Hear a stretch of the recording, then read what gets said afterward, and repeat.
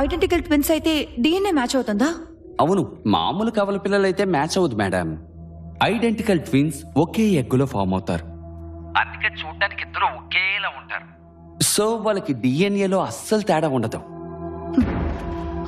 మీ కస్టడీలో ఉన్నది identical twins అయితే ఈ హెయిర్ శాంపిల్ ఎవిడెన్స్ మీకు యూస్ అవ్వదు. కొంపతీసి మీ కస్టడీలో ఉన్నది ఐడెంటికల్ ట్విన్సా? అవును, నాకు అలాగే అనిపిస్తుంది. మాకు ఫస్ట్ నుంచి డౌట్ ఉంది, కానీ అడగలేకపోయాం. ఇంకొక సస్పెక్ట్ ఉన్న విషయం ఇద్దరికీ తెలియకూడదని మేమే హైడ్ చేశాం. అర్థమైంది. ఫస్ట్ ఫోటో ఎవిడెన్స్ దొరికింది, అది ఏ రకంగానూ యూస్ అవ్వలేదు. తర్వాత డిఎన్ఏ దొరికింది. డిఎన్ఏ కంటే ముఖ్యమైన ఎవిడెన్స్ ఏముంటుంది? ఇప్పుడు అది కూడా వేస్ట్ అని తేలిపోయింది. దొరికిన ప్రతి సాలిడ్ ఎవిడెన్స్ వేస్ట్ అంటే ఇక మేము ఏం చెయ్యాలి? వెక్స్ అవ్వకండి, నేను పొద్దునుంచి దీని మీద రీసెర్చ్ చేస్తున్నాను. మనకి హెల్ప్ చేయడానికి సైన్స్ ఉంది. ఒక సింపుల్ మెథడ్ తో హంతకుడిని కనిపెట్టొచ్చు. వాళ్ళు ఐడెంటికల్ ట్విన్స్ అయినప్పటికీ ఫింగర్ ప్రింట్స్ వేరువేరుగా ఉంటాయి. డిఎన్ఏ సేమ్ గా ఉన్న ఫింగర్ ప్రింట్స్ తో తేడా ఉంటుందా? అదే ప్రకృతి మహత్యం. క్రైమ్ సీన్ లో ఫింగర్ ప్రింట్స్ లేవు కదా సార్, ఉంటే మీకు పంపేదాన్ని కదా. మీ వాళ్ళు ఎంత గొప్పగా వెతుకుతారో తెలీదు. నా సైడ్ నుంచి ఇద్దరిని పంపుతాను, మళ్ళీ ఆ ఇంటికి వెళ్ళండి. ఫింగర్ ప్రింట్స్ ఏమైనా దొరుకుతాయేమో చూడండి. హంతకుడు అన్ని ఎవిడెన్సెస్ ని చెరిపేశాడు అన్నారు. వాడు తనకే తెలియకుండా ఎక్కడైనా ఫింగర్ ప్రింట్స్ వదిలేడేమో వెతకండి. సగం ప్రింట్ దొరికినా చాలు, కేసు క్లోజ్ చేసేయచ్చు.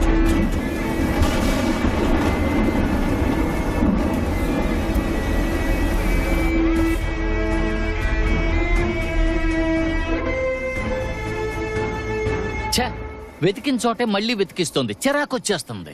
ఫింగర్ ప్రింట్స్ ఉంటే ఆ రోజే దొరకవా? వాళ్ళేమో ఇల్లంతా కడిగేశారు. ఫింగర్ ప్రింట్ కావాలంటే కొట్టుకెళ్ళి కొనుక్కు రావాలి. దమ్ము కొట్టాలని ఉంది. ఊరుకోన్నా, ఆ గయ్యాలి చూసిందంటే అంతే. నేను లోపలికి వెళ్తున్నాను. ఫారెన్సిక్ టీం నెక్స్ట్ ఇక్కడికే వస్తుంది. కళ్ళతో చూస్తే ఫింగర్ ప్రింట్స్ కనపడతాయా? అసలు ఇది ఫారెన్సిక్ వాళ్ళ పని. మధ్యలో నన్నెందుకు చావగొడుతోంది?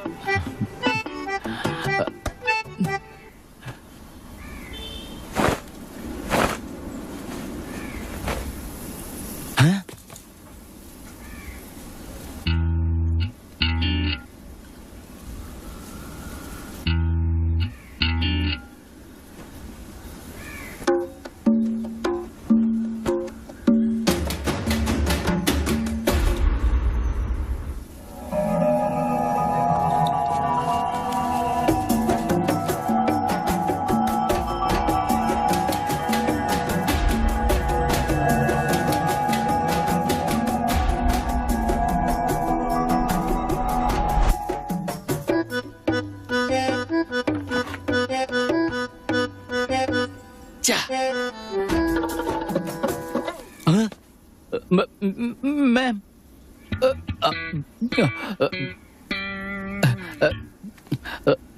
మేడం. ఏంటి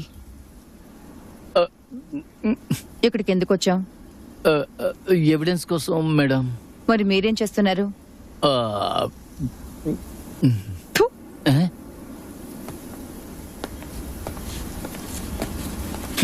ఎవిడెన్స్ అని దుబ్బేస్తుంది. ఎవిడెన్స్ ఏమన్నా నా డిక్కీలో దాచుకున్నానా? చెప్పండి మేడం. మీ వాళ్ళ ఫింగర్ ప్రింట్స్ ఏవి దొరకలేదని చెప్పారు సార్. కేసు సాల్వ్ చేయడానికి ఇంకేదైనా సైంటిఫిక్ వే ఉందా సార్? సైంటిఫిక్ వే ఒకటి ఉంది, బట్ అది కొంచెం కష్టం. ఏదైనా పర్వాలేదు, చెప్పండి. మీరు మీ పోలీసు బ్రెయిన్ ని యూజ్ చేసే హంతకుడిని పట్టుకోవాలి. నేను ముందే చెప్పాను కదా కష్టమని. అమ్మ నాన్న ప్రేమించి పెళ్లి చేసుకున్నారు. ఇద్దరిళ్లలోనూ ఒప్పుకోలేదు. నాన్న లాయర్, అమ్మ బ్యాంక్ ఎంప్లాయీ. ఇద్దరికి కంపాటబిలిటీ ఇష్యూస్ ఉండేవి. అభిప్రాయ భేదాలు వచ్చాయి. ప్రేమించినప్పుడు తెలియలేదు, పెళ్లి తర్వాత తెలిసిందే. నేను నాన్న వాళ్ళకి డివోర్స్ అయినప్పుడు నాకు విజయ్కి 7 ఏళ్ళు. నేను నాన్న దగ్గర, అర్జున్ అమ్మ దగ్గర. మా నాన్న ఎవరు? నేనే. మా అమ్మ ఎవరు? నేనే. నా ప్రాణం ఎవరు? నేనే. మీ అమ్మకు ప్యాకెట్ పిచ్చుందట, క్లబ్కు వెళ్ళేదని విన్నాను.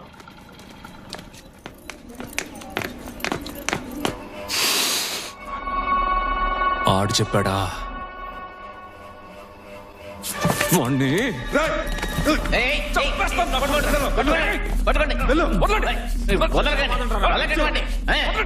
మోహన్ చెట్టి చేశాడు. ఒక ఆడది క్లబ్కు వెళ్తుందని ఇప్పుడే మొదటిసారి విన్నానయ్యా. నేను కూడా ఇప్పుడే వింటున్నాను సార్. కొడుకును కూడా తీసుకెళ్లేదట, అందుకే వీడిలా ఏడిశాడు. గొప్ప తల్లి. వాళ్ళ ఫ్యామిలీలోనే మా అమ్మే first graduate, university gold medallist. ఆ విషయం చెప్పలేదు ఆ విజయ్ గాడు. కాలేజ్ అయిపోయాక బ్యాంకులో పిలిచి ఉద్యోగం ఇచ్చారు. మా అమ్మకి సహాయం కావాలని ఎవరొచ్చినా సరే చేతిలో ఏముంటే అది తీసిచ్చేసేది. ఇదంతా చెప్పలేదా నాకు? ఆపరేషన్ చేస్తేనే బతుకుతారని చెప్పారు మేడం.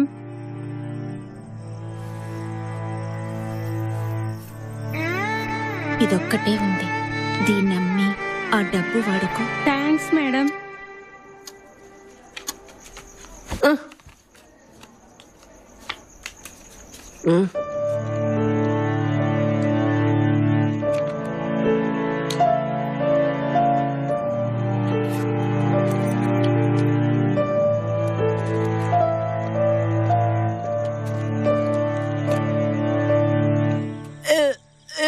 ఖాళీ కడుపుతో మిక్స్చర్ తిన్నావు కదా, అందుకే. ఛే, రేపటి నుంచి నేను అసలు క్లబ్కు వెళ్ళను.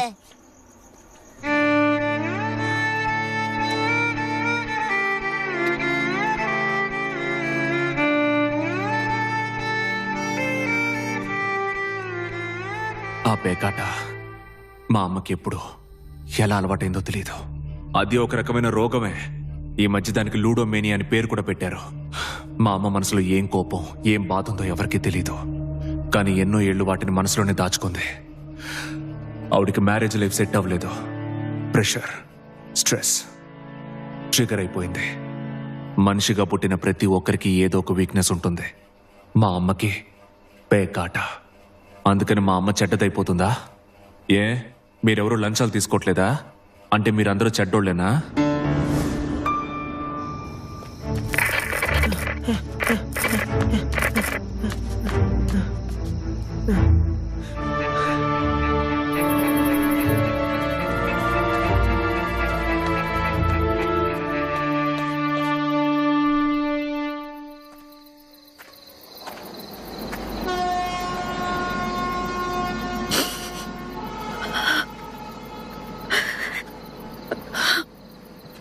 అమ్మా,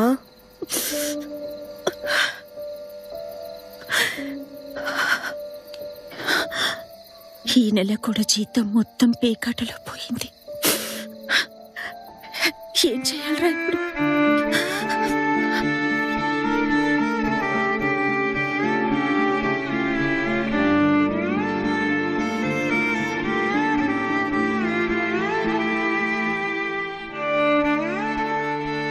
ఆకాష్ మర్డర్ గురించి ఎంక్వైరీ చేయకుండా మా పాస్ట్ ఎందుకు తవ్వుతున్నారు? విజయ్ని అర్థం చేసుకోండి ఫస్ట్. కంపల్సివ్ లయర్ వాడు. నోరు తెరిస్తే అబద్ధాలే. 10 మాటలు మాట్లాడితే అందులో 8 మాటలు అబద్ధాలే అవుతాయి. సైకియాట్రిక్ ట్రీట్మెంట్ తీసుకున్నాడు 1 సంవత్సరం. తెలుసా మీకు? నేను సైకియాట్రిక్ ట్రీట్మెంట్ తీసుకున్నాను అంటున్నాడా? ఒకసారి మెంటల్ హాస్పిటల్కి ఫోన్ చేసి అడగండి, ట్రీట్మెంట్ తీసుకుంది నేనా వాడా అని. 16 నుంచి 17 1 సంవత్సరం ఫుల్గా లోపల ఉన్నది ఎవరు? ఎంక్వైరీ చేసి చూడండి, హ్యాపీగా ఎంక్వైరీ చేయండి. 2006 to 2007 1 సంవత్సరం బయటికి రానివ్వకుండా లోపల బంధించేశారు ఆ విజయ్ గారిని. ఈ తినే చెంచా ఉందే ఫోక్, ఆ ముళ్ళ చెంచాతో చీఫ్ డాక్టర్ మెడ మీద పొడిస్తే ఆయన నెలల పాటు హాస్పిటల్ చావు బతుకుల్లో ఉన్నాడు. నిజమా కాదో కనుక్కోండి, కథలుగా చెప్తారు. అడగండి సార్, వెళ్ళి ఆ డాక్టర్ని అడగండి, పొడిచింది నేనా అర్జునా అని. కేసు అక్కడే క్లోజ్ అయిపోతుంది. మీరు చెప్పిందంతా నిజమే మేడం. వాడు వకీల్ కొడుకు. డాక్టర్ వాడిని ఏదో అన్నారని ఫోర్క్తో మెడ మీద పొడిచేశాడట. ఆ అబ్బాయి పేరేంటి? నాకు ఆ అబ్బాయి పేరు కావాలి. తెలీదు మేడం. అది నేను ఈ హాస్పిటల్లో చేరడానికి ముందు జరిగిన సంఘటన. అప్పట్లో పనిచేసిన వాళ్ళు ఎవరు ఇప్పుడు లేరు మేడం. కానీ వాళ్ళు చెప్పుకుంటుంటే విన్నాను. ఆ చీఫ్ డాక్టర్ నేను చూశాను మేడం. ఆయన ఇప్పటికీ సరిగ్గా మాట్లాడలేరు. నత్తిగా మాట్లాడతారు. పోయినేడే ఆయన చనిపోయారు. ఆ అబ్బాయి అక్కడ పేషెంటే కదా, రికార్డ్స్ చూడండి. పోయినేడాది కురిసిన వర్షాలకి రికార్డు రూమ్ అంతా నీళ్ళొచ్చేసాయి మేడం. తడిసిపోయిన ఫైల్స్ అన్ని తీసుకెళ్లి గుడౌన్లో పడేశాను. వెతుకుతాను మేడం. దొరికితే మీకు పంపిస్తాను. అసలే బుర్ర హీట్ ఎక్కిపోయింది. వీళ్ళల్లో ఒకడు సైకో. ఇవాళ నైట్ నేను ఇంటికి వెళ్ళిపోతాను. నా షిఫ్ట్ మీరు ఎవరైనా చెయ్యండి. అసలు అర్జున్కి సమస్య ఏంటి? తెలీదు. మా అమ్మ చనిపోయిన తర్వాత వాడు మా ఇంటికి వచ్చినప్పుడు కూడా ఇలాగే ప్రవర్తించాడు. కోపం, ఆవేశం, మూర్ఖత్వం. చాలా ప్రాబ్లమాటిక్ చైల్డ్. మీ అమ్మ ఎలా చనిపోయారు? జాండిస్.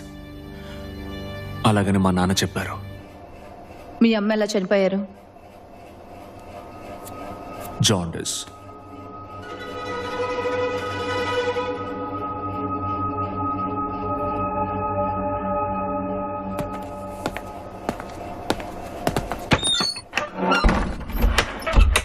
వీళ్ళమ్మ మరణంలో ఖచ్చితంగా ఏదో ఒక మిస్టరీ ఉంది. పూర్తి నిజం అర్జున్కి తెలిసి అనిపిస్తోంది.